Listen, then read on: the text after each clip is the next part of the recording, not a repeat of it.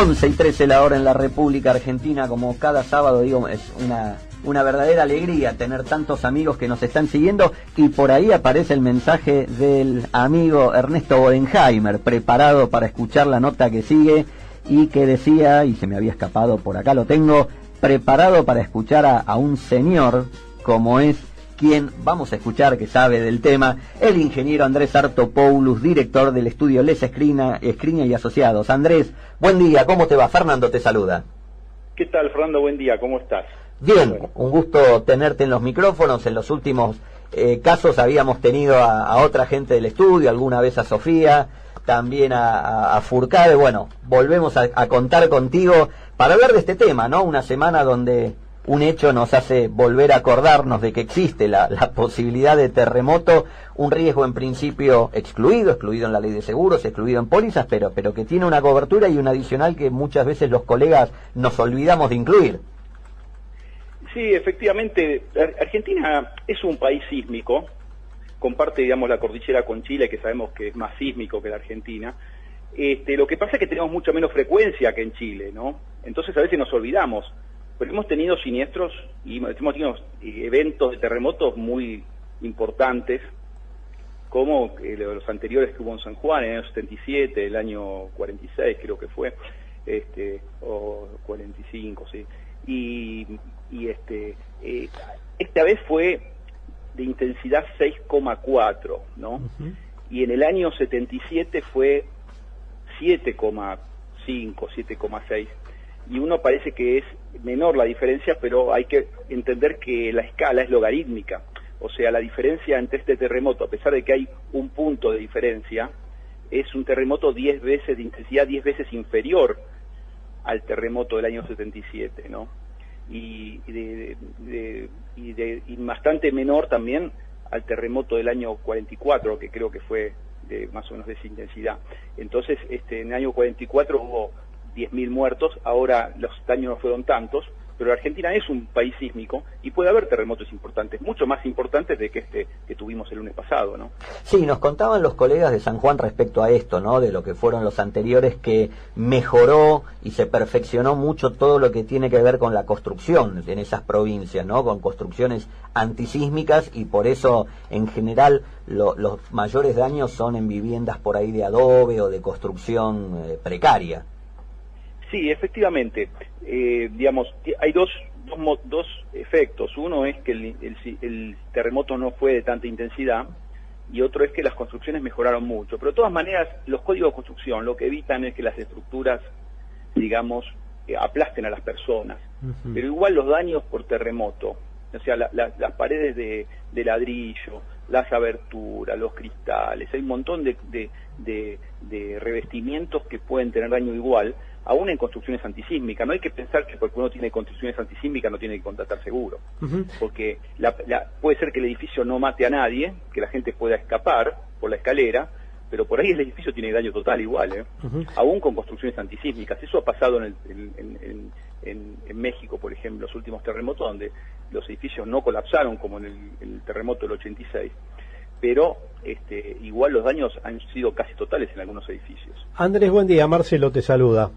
¿Qué decís, Marcelo? Tal vez el que visualmente más se conoció es el daño que ocurrió en la Ruta 40, en un tramo de la Ruta 40. Y te quería preguntar, desde tu óptica, ¿cómo se construye una ruta que atraviesa una provincia sísmica? ¿Por qué pudo haberse roto? Y si eso sería reclamable a alguien, ese daño. Bueno, veamos. La ruta son materiales sueltos compactados, ¿no? Entonces las máquinas que pasan compactando el material, se ponen aglomerantes, digamos, para que el material se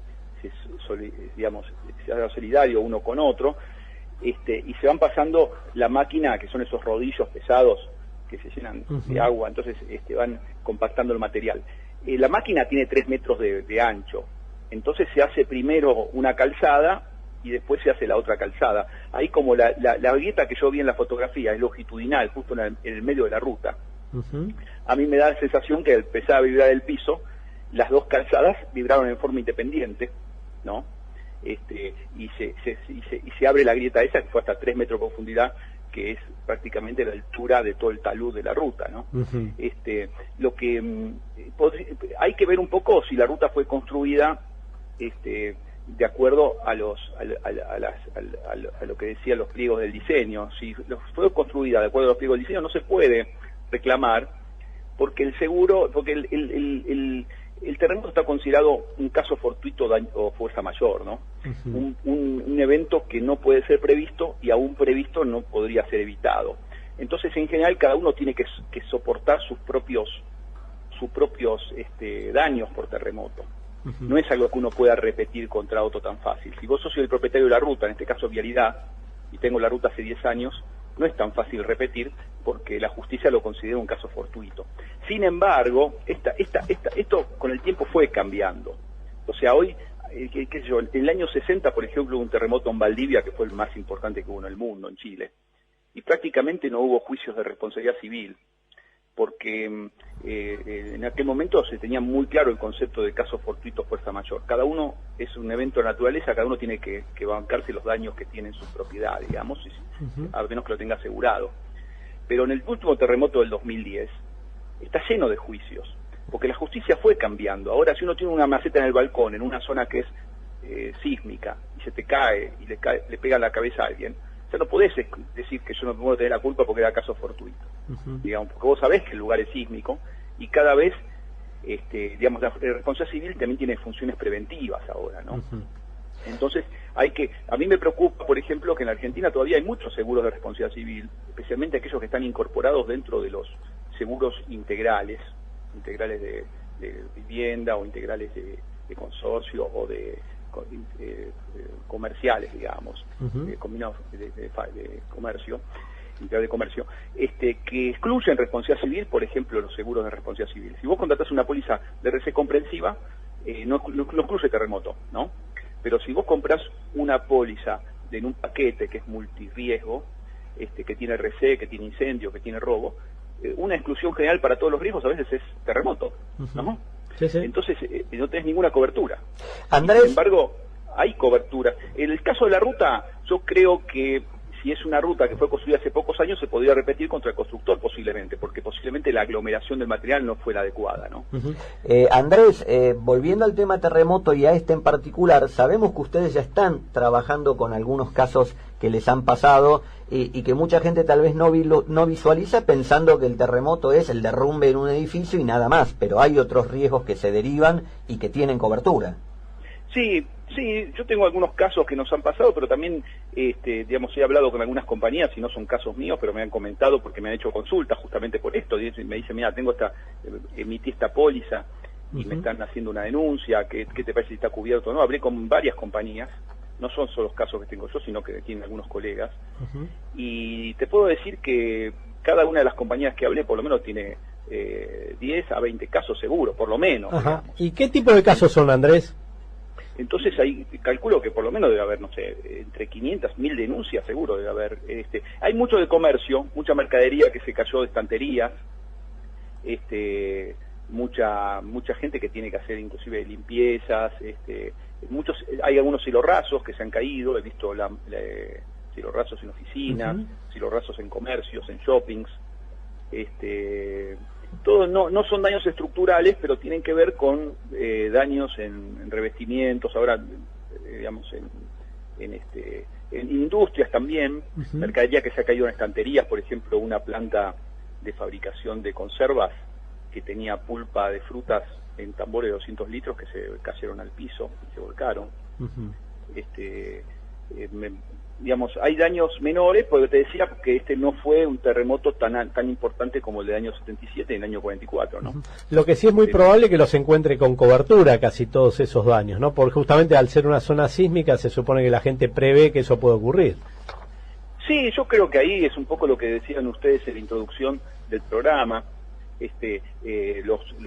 Digamos, los que fueron a través de los bancos, quién sabe tengan digamos, algún problema, porque la póliza, la página vende a todo el país igual, pero el que está asegurado con un productor de seguros de la zona, seguramente el productor a estas cosas le presta atención, porque ya sabe que es una zona sísmica, ¿no? Andrés, Discúlpame, pero también hay que pensar, creo que esto nos invita a pensar fuera del cuadro, ¿no? En el sentido que el terremoto puede ocurrir en San Juan, pero no hay que descartar que una réplica pueda ocasionar daños, y vos nos mencionabas fuera del aire un caso ocurrido años atrás en Bragado. O sea, ¿cómo se entrelaza un siniestro en San Juan con un daño que se puede producir, por ejemplo, en la provincia de Buenos Aires? Bueno, digamos, las longitudes de onda, digamos, se sintieron en Buenos Aires, y a veces hay construcciones en Buenos Aires que no son antisísmicas. Digamos, por ejemplo, en Bragado había un tanque del año 77, que fue el terremoto de Caucete. Había un tanque con 1 millón de litros que se cayó en la acería Bragado, cruzó la ruta 5, dañó 10 autos que estaban en el estacionamiento, porque el agua empezó a vibrar, digamos, empezó a moverse. Claro. En el tanque, y el tanque no tenía, en las zonas sísmicas en los tanques se pone unos muros en el interior del tanque para evitar que justamente que el agua se empiece a mover, porque tenés una masa líquida moviéndose a 100 metros de altura, no sé, a 20 metros de altura, no sé cuánta altura estaba, en un tanque importante porque era una acería. Lo que es, ahí puede haber daños, digamos, por terremoto en lugares bastante alejados de las zonas sísmicas. Entonces, aquellos productores que tienen la suerte de tener asegurados que son industriales, yo les sugiero que le presten atención a esto, aún lejos de zonas sísmicas. O sea, todos aquellos productores que están en zona sísmica, bueno, todas las coberturas deberían tener contemplado terremoto, inclusive ver el tema de responsabilidad civil también, ¿no? Andrés, y por último, cortito te pido, lo charlamos en la previa, esto nos lleva a reflexionar un poco sobre todas las coberturas que tengan que ver con fenómenos naturales, porque hace poco lo charlábamos, vimos una inundación ahí en Córdoba también muy importante, y es otro fenómeno que tiene ausencia en general de cobertura de seguros y que suelen ser los que mayor daño han causado incluso en la historia de nuestro mercado. Exactamente, sí. Digamos, no tenemos tanto tiempo, como decía, para desplazarnos en esto, pero yo le digo a todos los productores que tengan en cuenta que terremoto está dentro de lo que son las catástrofes naturales. Las compañías no les gustan dando las catástrofes naturales porque evidentemente es un riesgo sistémico que afecta a muchos asegurados a la vez. Entonces prefieren vender coberturas de incendio que son independientes una de otra. Se incendia uno o se incendia el otro.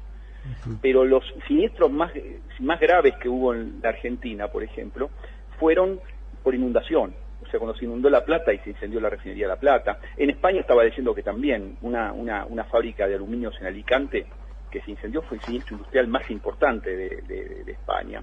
O sea, la inundación también es un fenómeno catastrófico, más difícil que asegurar inclusive que el terremoto, porque no es tan aleatorio. O sea, las zonas bajas se inundan más que las zonas altas y es más difícil hacer análisis de riesgo. Pero todos aquellos que tengan, productores que tengan riesgos más industriales, por ejemplo, importantes, hay que prestar atención a las catástrofes naturales, porque en la industria es más probable que se produzca un incendio en ocasión de una catástrofe natural, porque vos tenés inflamables que se pueden volcar, que se pueden caer, ¿no? Instalaciones eléctricas que pueden tener energía acumulada, como baterías, etcétera, que se pueden soltar los cables y hacer cortocircuitos.